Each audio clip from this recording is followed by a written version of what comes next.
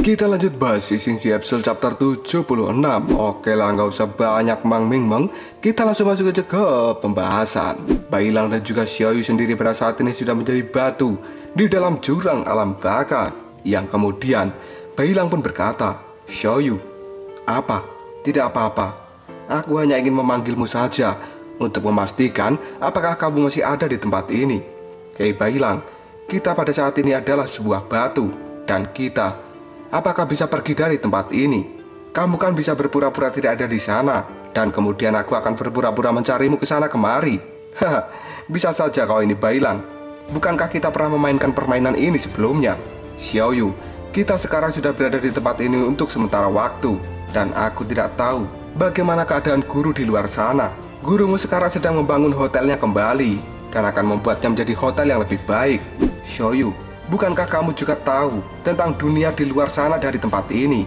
Sekarang kekuatanku sudah melemah Bailang, tapi aku baru saja melihat bahwa para dewa tampaknya juga telah kembali. Wow, itu keren. Sebenarnya kemana mereka pergi selama ini? Dan apa yang terjadi pada para dewa-dewa India itu? Jika kamu ingin tahu Bailang, maka aku akan menceritakannya. Semuanya dimulai pada saat itu. Dewa dari kerajaan Tianshu dan juga dewa dari istana surgawi, mereka melakukan pertarungan. Dan faktanya, itu semua hanyalah jebakan yang dipasang oleh Raja Pusyan Karmapa dan juga Taisang Laojun. Dan tujuannya adalah untuk membuat dua kekuatan besar menghilang dari dunia. Karena pada saat itu Taisang Laojun yang sedang bertarung, dia pun mengetahui bahwa sebenarnya istana surga dan juga istana Tianshu akan segera menghilang. Dia lalu mengangkat kipasnya dan tiba-tiba saja menghilang dari tempat pertempuran. Hal itu membuat Dewa Brahma terkejut dengan apa yang terjadi, karena ternyata Taisang Laojun yang dia lawan hanyalah sebuah kertas mantra. Dan tiba-tiba saja muncul sebuah cahaya terang, di mana hal itu akan segera melenyapkan istana surga dan juga istana Tianshu. Dewa Brahma yang tidak tahu apa yang telah terjadi, dia kemudian mengatakan, "Hei, bukankah ini adalah portal dimensi? Kenapa itu muncul di tempat ini?" Hal itu membuat banyak dewa menjadi sangat terkejut. Dan akhirnya Sras, istana Tianshu dan juga istana surgawi benar-benar menghilang melalui portal dimensi yang terbentuk dari cahaya yang sangat terang. Dan kemudian istana Tianshu serta istana surgawi sendiri dikirim ke sebuah tempat yang tidak diketahui oleh siapapun. Semua dewa yang sedang bertarung merasa sangat kaget. Kemudian mereka menghentikan pertarungannya sambil berkata, "Apa yang sebenarnya terjadi? Berhenti, jangan lanjutkan pertarungannya lagi." Karena sebenarnya mereka telah dikirim ke ruang yang tidak diketahui. Dan dua istana besar itu benar-benar melewati portal dimensi. Pada akhirnya mereka sampai di tempat ini. Dewa Brahma kemudian berkata, "Portal dimensi telah tertutup dan dia menghilang dengan segera setelah kita melewatinya." Tathagata pun hanya bisa melihat ke langit karena dia juga tidak mampu berbuat apapun. Sementara Dewa Yama, dia mengatakan, "Siapa yang sebenarnya melakukan hal ini?"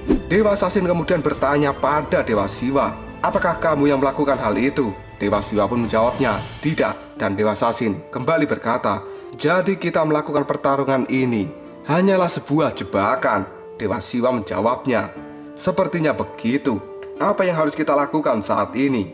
Dan Dewa Siwa tidak menjawab perkataan dari Dewa Sasin, karena dia juga tidak tahu harus berbuat apa. Ruangan ini adalah ruangan yang sangat berbeda dengan dunia saat ini, karena alam semesta lain itu sangatlah luas. Beberapa dewa yang sangat kuat bisa terhubung dengan sihir, yang kemudian bisa membuka portal ke dunia lain. Ruang itu sendiri adalah ruang yang sangat misterius dan juga berbahaya. Tidak peduli siapapun yang masuk ke dalam tempat ini, kemungkinan besar mereka tidak akan pernah bisa menemukan jalan keluar lagi. Yang pada akhirnya kedua kekuatan besar dunia telah diasingkan ke tempat ini. Tidak ada satupun dari mereka yang bisa melakukan apapun untuk bisa keluar. Dan mereka semua saat ini hanya bisa menunggu dengan sabar. Di dalam dimensi lain itulah para dewa yang sebelumnya berselisih, mereka pada saat ini menjadi bersahabat, yang pada akhirnya mereka saling mengenal satu sama lain. Karena sejatinya kedua kekuatan besar dunia itu berselisih hanya karena sebuah salah paham. Dan dengan kebijaksanaan mereka masing-masing, tentu saja mereka akan segera meninggalkan ego mereka. Ketika Dewa Brahma mengobrol dengan jiwa dari Kaisar Setian, Dia mengatakan bahwa dirinya mendapat banyak manfaat dari percakapan ini karena menurut Dewa Brahma, budaya Tionghoa sangat luas dan hal itu juga sangat mendalam. Bahkan Kaisar Sitian juga sangat kagum dengan budaya dari Dewa Brahma yang merupakan budaya yang dia bawa dari India. Di sisi lain, Dewa Sasin pada saat ini sedang mengobrol dengan Dewa Siwa, yang kemudian Dewa Sasin berkata, "Dewa Siwa, bisakah kamu menunjukkan padaku tarian anggun seorang Siwa?" Dewa Siwa pun menjawab perkataan dari Dewa Sasin, "Untuk sahabat karibku, aku akan menunjukkannya padamu."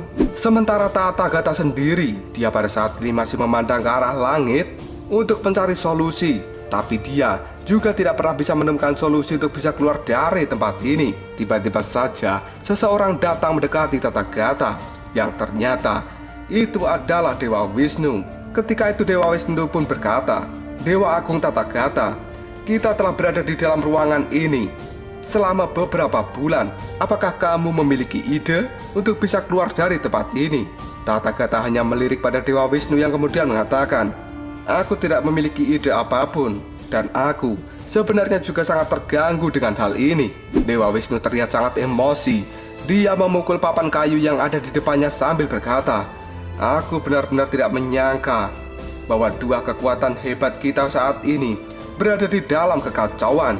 Mendengar hal itu, Tathagata menjawabnya, "Hei, bahkan para dewa itu bukanlah maha kuasa." Dengan tatapan yang sangat marah, Dewa Wisnu pun mengatakan, "Ada pengkhianat di kedua sisi kita, dan ini adalah tindakan yang sangat keterlaluan. Aku merasa mereka akan segera melakukan sebuah gerakan. Tapi apa tujuan mereka?" Mendengar pertanyaan seperti itu, Tathagata pun menjawabnya, "Tujuan mereka adalah membuat dunia ini menjadi tidak berarti apa-apa. Karena dewa adalah sebuah keyakinan yang menjaga stabilitas dunia. Ketika para dewa menghilang, maka secara otomatis keyakinan orang-orang di dunia ini juga akan menghilang.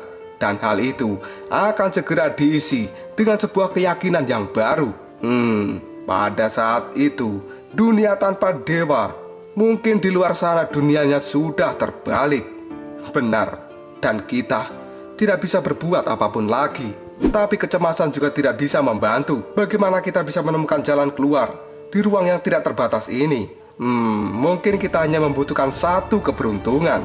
Benar, dan alangkah baiknya kita memiliki sedikit pengetahuan. Tiba-tiba saja sebuah cahaya pada saat ini muncul di langit. Cahaya itu berwarna keemasan yang berkelap-kelip. Tathagata yang melihatnya terlihat sangat kaget. Ya, kemudian dia berkata, lihatlah itu. Ada titik kecil cahaya yang terus bergerak." "Tathagata, bisakah kamu melihat apa yang kulihat?" "Iya, aku melihatnya. Seharusnya itu adalah seekor ikan besar." Setelah melihat sebuah ikan yang sangat besar, Dewa Wisnu tiba-tiba saja berteriak, "Panggil Dewa Bayu dan juga para dewa dari istana surga saat ini."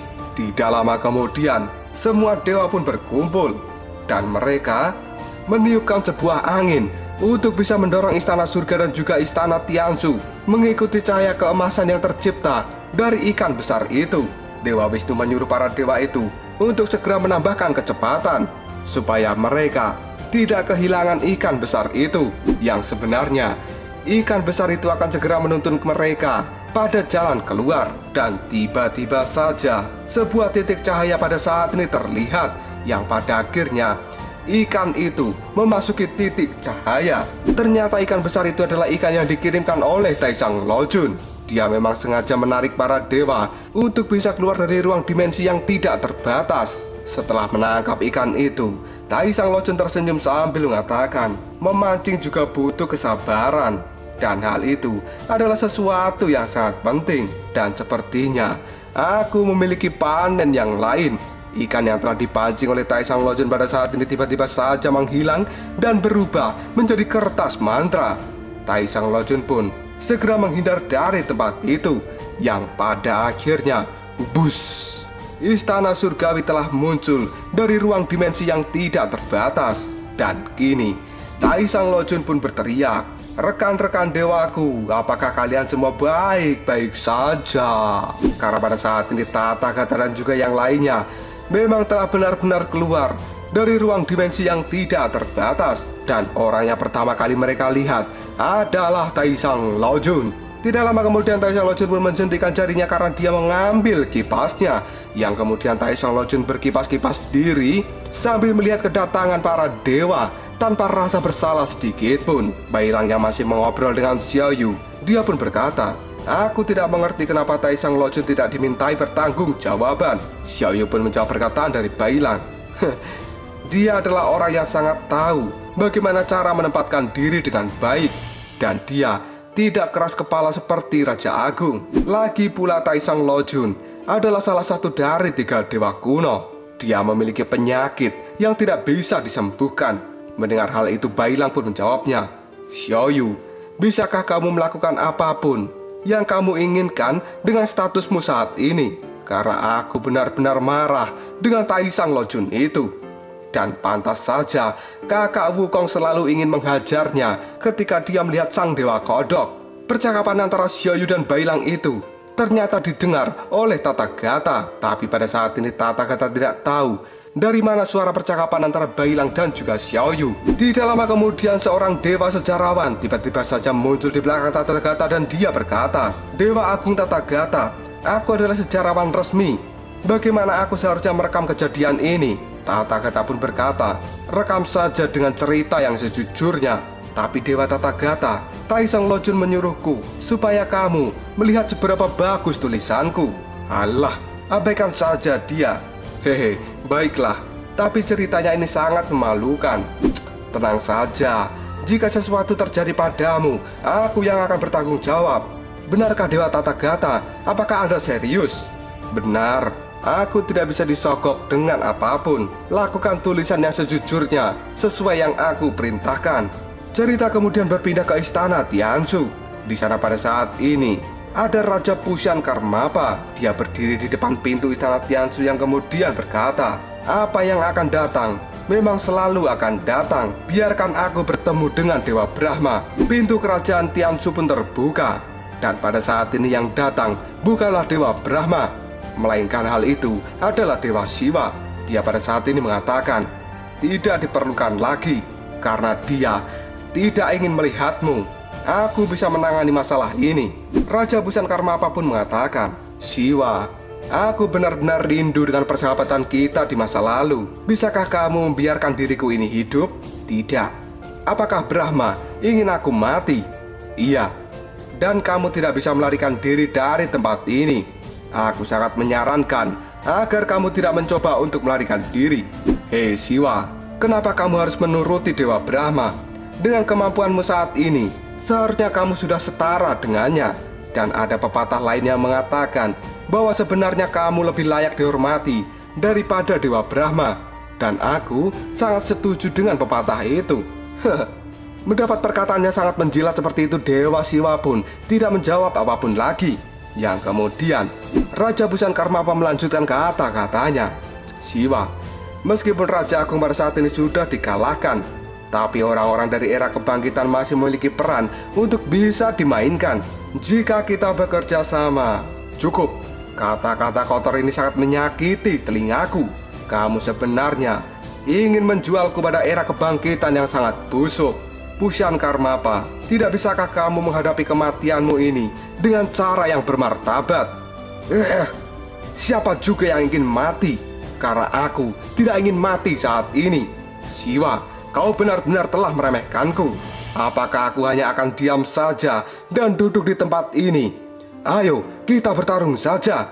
Dan tiba-tiba saja burung yang dibawa oleh Dewa Siwa pada saat ini melesat dan langsung mengenai Raja Pushan Karmapa. Dalam sekejap saja, Raja Pushan Karmapa sudah jatuh tergeletak dan dia tidak berdaya di hadapan Dewa Siwa. Melihat hal ini, Dewa Siwa pun mengatakan, "Orang yang berdosa, inilah balasan yang pantas kau dapatkan." Karena sebenarnya pada saat ini Raja Pushan Karmapa telah benar-benar tewas di tangan Dewa Siwa.